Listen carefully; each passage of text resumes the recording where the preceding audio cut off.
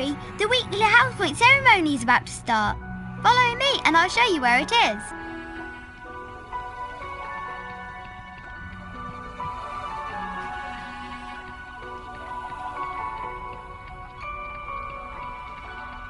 Good morning, everyone. For those of you who have trouble remembering names, I am Albus Dumbledore, Headmaster of Hogwarts. Welcome to the very first weekly house point ceremony of the school year. The house with the most points wins a visit to the Bean bonus room. The length of the visit depends on how many more points they have over the second-placed house. Let's take a look at the scores. Oh, it appears that Gryffindor is in the lead. Harry, it looks like you get to visit the bonus Bean room. Good luck, and remember, you only have a limited time to collect beans.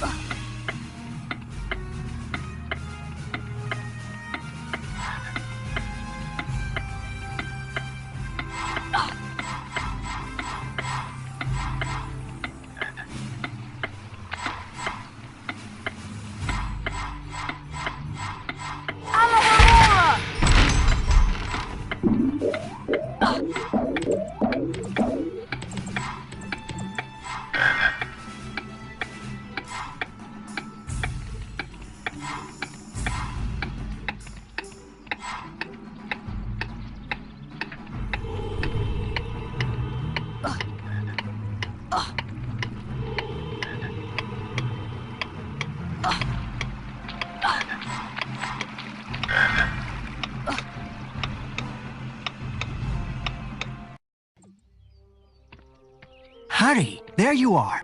Glad I found you. Hello, Wood. Time for Quidditch practice, Harry. None of the other teams have started training yet, so we'll have a good head start.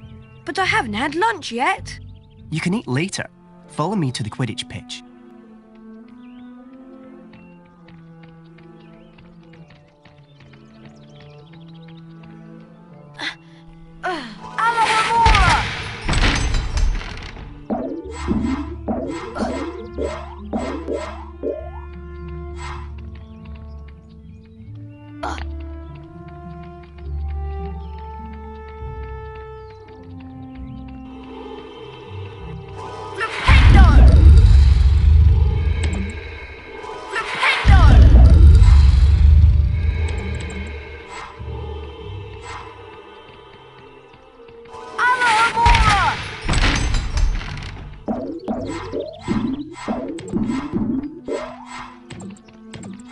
Hey, Harry! Want to trade? We buy in bulk and pass the savings on to you.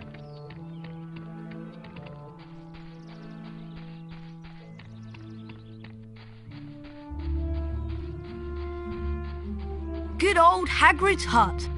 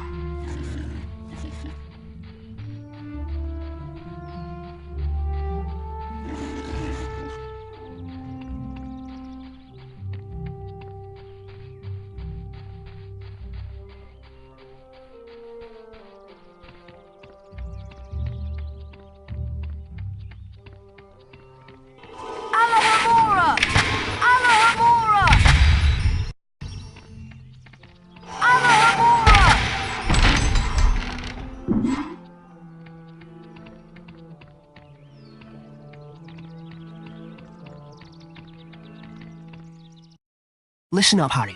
We're going to make sure we win the Quidditch Cup this year, and the way we're going to do that is practice, practice, practice. First, a quick recap of what we learned last year. Of course, you already know that the red ball is called the quaffle, and it's the job of the 3 chasers to get it past the enemy keeper and into one of the goalposts. But you don't need to concern yourself with that. There are also 2 bludgers flying around, which you don't want to get hit by.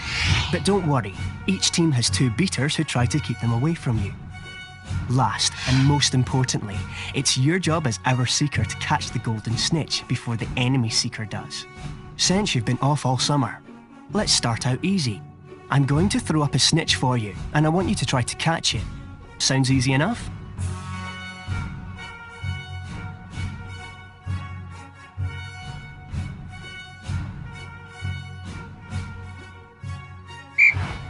All right then. You can use your arrow keys to steer your broom left, right, up and down.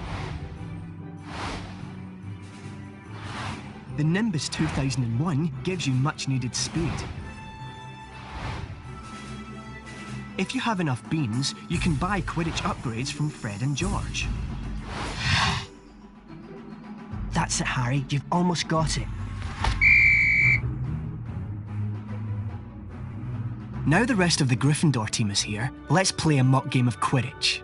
Avoid the bludgers and the other Seeker. I'm going to have a Gryffindor stand in as an enemy Seeker. You'll need to make sure she's out of the way before you can catch the snitch. Don't worry, they'll take it easy on you.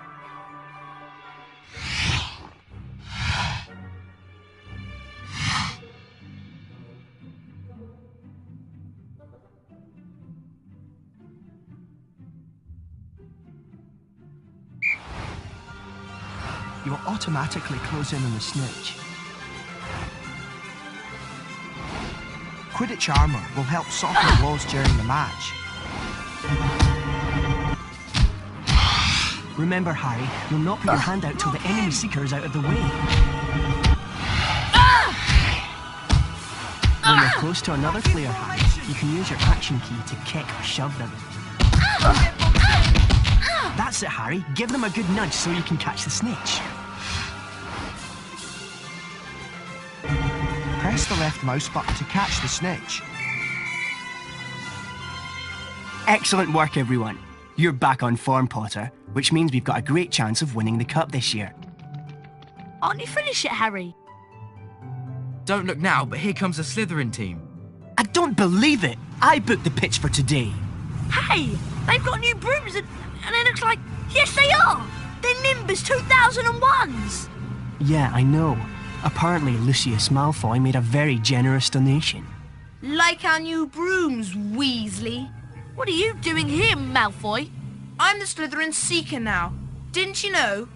Perhaps someday Gryffindor will be able to afford new brooms. Well, At least no one on the Gryffindor team had to buy their way in. They got in on pure talent. No one asked your opinion, you filthy little mudbloods. You pay for that one, Malfoy. Well, at least I could afford it, Weasley, unlike you. Leave it, Ron. He's not worth the trouble.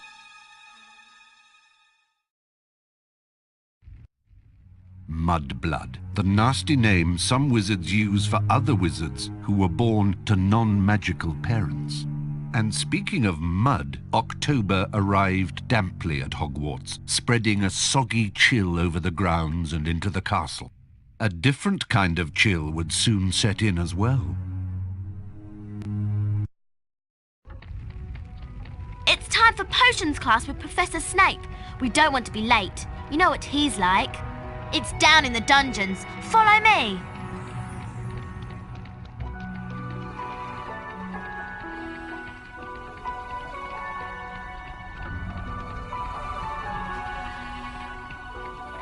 This leads to the dungeons.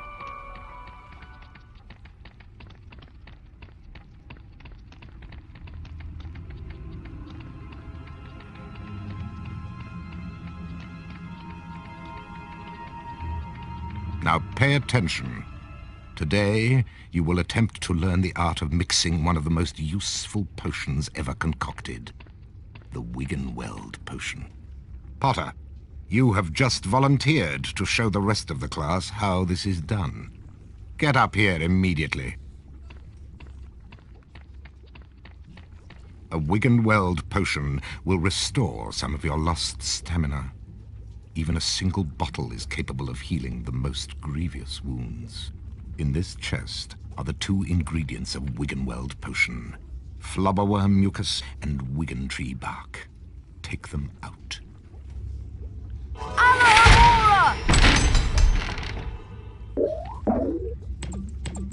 Now, walk up to the cauldron.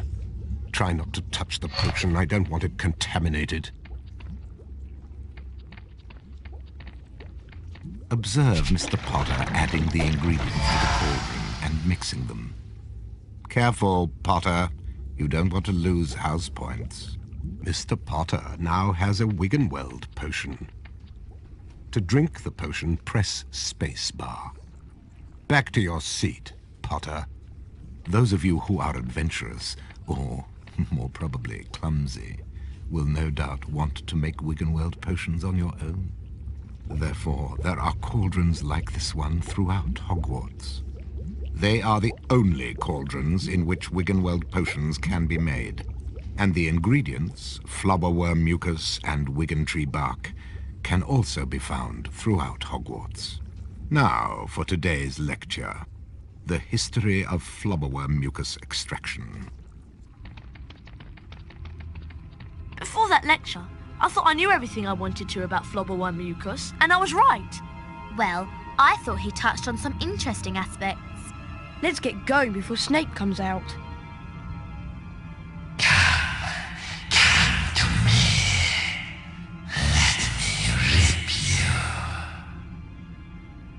What was that? What was what? That voice. It was coming from over there. Come on.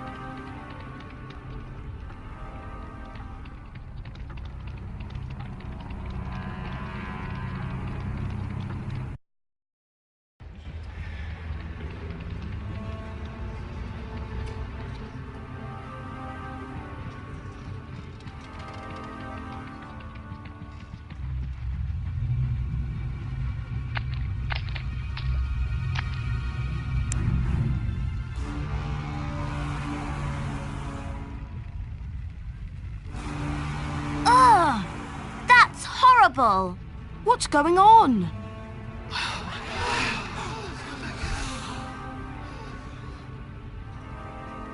Enemies of the air, beware!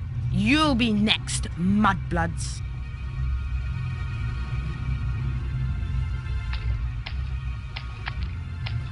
She's been petrified, but how? I cannot say. And now, I would like everybody to please return to their dormitories. There's nothing else to see here. Come on, Harry. Professor Dumbledore's right. There's nothing more to see here.